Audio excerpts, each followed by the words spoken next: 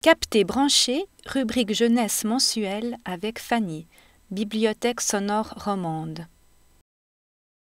Chers amis, bonjour. Aujourd'hui, nous allons remonter dans le temps pour une petite escapade au château d'Amboise sous le règne de François Ier. Pour ce faire, je vous propose l'aventure de Mireille Calmel, Le secret de Léonard. Nous allons y rencontrer entre autres un sacré aigrefin. Mireille Calmel est une auteure française née en 1964, auteure prolifique de romans historiques pour les adultes. Le secret de Léonard est son premier roman pour la jeunesse.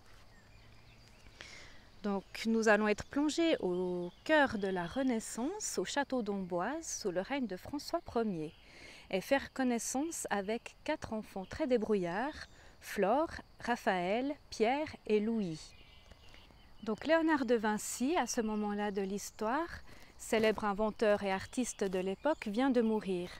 Donc tout le monde au château et dans la région en est ébranlé, en est très touché, surtout François Ier, qui était très proche de l'artiste. Et voilà, c'était vraiment un grand ami pour lui. Donc pour honorer sa mémoire, il décide de construire sa dernière invention qu'il a conçue sur croquis. Donc cette invention, ce sont des ailes volantes mécaniques.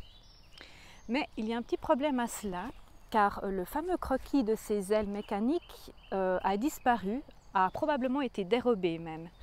Mais cela, le roi ne le sait pas, du moins pas encore. Et avant de mourir, l'artiste Léonard a donné pour mission aux 4 enfants de retrouver justement le croquis qui a été dérobé. Donc c'est ce que vont tenter de faire nos 4 amis.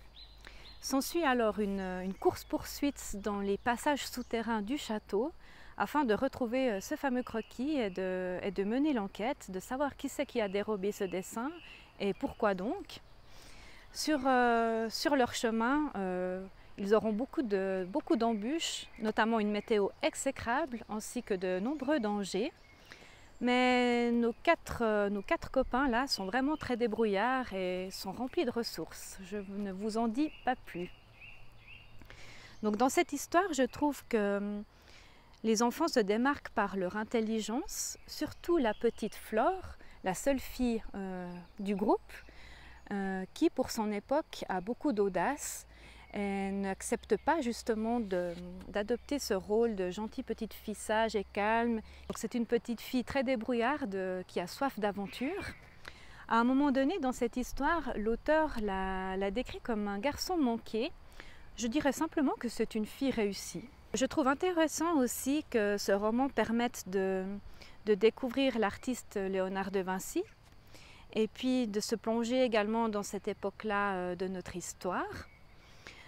Tout en appréciant le suspense qui est très bien amené par l'écrivaine Mireille Calmel.